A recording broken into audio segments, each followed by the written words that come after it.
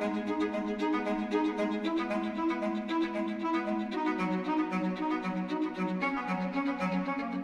and welcome to LibTech Tools. I'm Rachel Hendrick, the editor and publisher of Choice, and I'm here with Gary Price, the editor of InfoDocket and ARL Day in Review. Today, Gary's going to show me one of his favorite news aggregators, NewsNow. And as the editor of InfoDocket, Gary knows a little bit, maybe a thing or two, about news curation and aggregation. So Gary, what sets NewsNow apart from other tools? Why do you want to show it?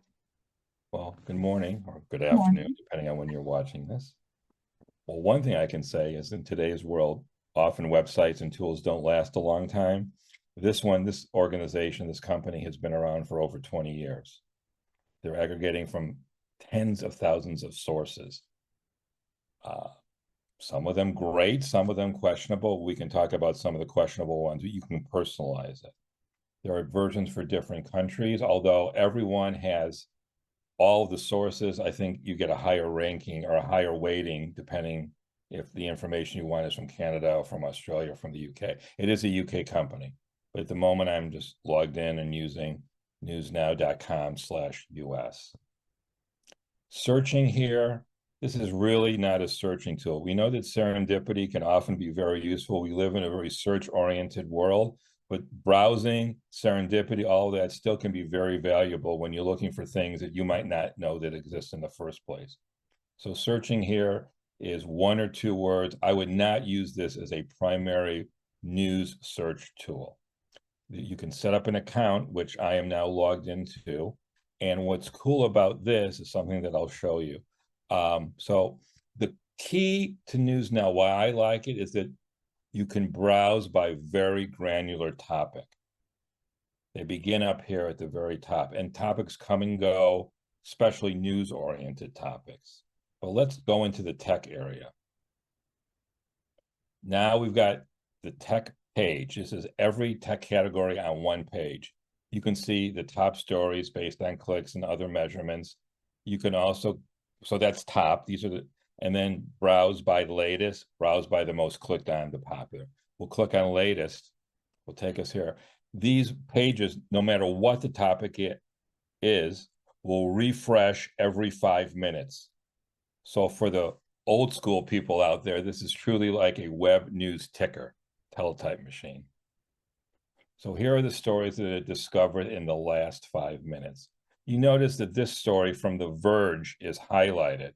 With a free subscription, well, excuse me, with a registration, you can highlight sources that are of the most interest to you so they can be called out as you're scrolling. So for example, I like ZD, you're interested in ZDNet, that's one of your top sources. You click on the I, and then it says publication visibility. Highlight it, and now every article from this time forward from ZDNet, because I selected it, will be highlighted. Of course, you can toggle that on and off. But let's say I want to get rid of the business wire press releases, let's say. I don't, sometimes press releases can be, often they can be very useful. For the point of demonstration, let me remove them. Again, click on the I, hide, and now all of the business newswire press releases are blocked from visibility on the tech page and every other underlying page. If we scroll back up to the top, you can see, well, tech is obviously a very large category, to say the least. So now I want to even flush it out even more. So now I can pick, let's say we'll pick internet. And here are all the internet stories. And what puts a story in a category is the entire article. It's not just the words in the title. When you're searching, you're primarily searching just on words in the title.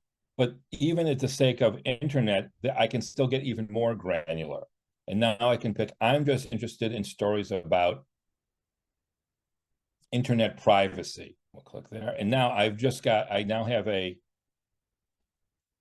up to the minute ticker of stories that have something to do with internet privacy. So it's just it's the scope of this tool and the granularity of the categories that really make it a powerful browsing tool. Just to give you an idea of what they would call a hot topic, here are hot topics. Obviously, the little election, the football season is starting, Ukraine, gun control, different sports categories. You can see even more of them here. So I'm interested in the hot topic, pick one, gas prices. And now I've got a up to the minute ticker. Look at all the variety of sources here.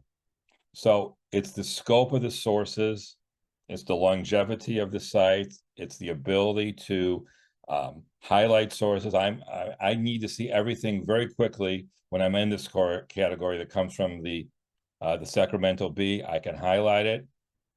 I never want to see anything that's coming from Oil and Gas Journal. Remove it. And now I will never see a story from that. Obviously, I can toggle them on and off. That's, to answer your question, Rachel, that's why I think NewsNow is a valuable and free, with an exception, tool. It's completely, the exception is that it's completely free. If I want to pay, I think it's $9 a month, I can remove the ads and other things, but I really don't have a need for that. As a free tool, this is something that I've depended on for, as I said, for over 20 years. And I think it's something that if you're not using it, it's definitely worth a look. Yeah, thank you, Gary. I think this is really interesting. And it occurs to me that in an information literacy kind of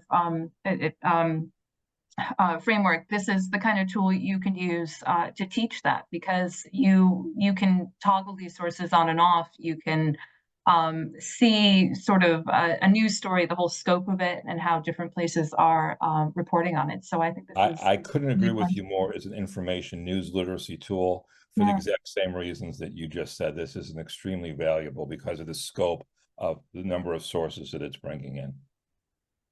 Thank you so much, Gary. Thank you, Rachel.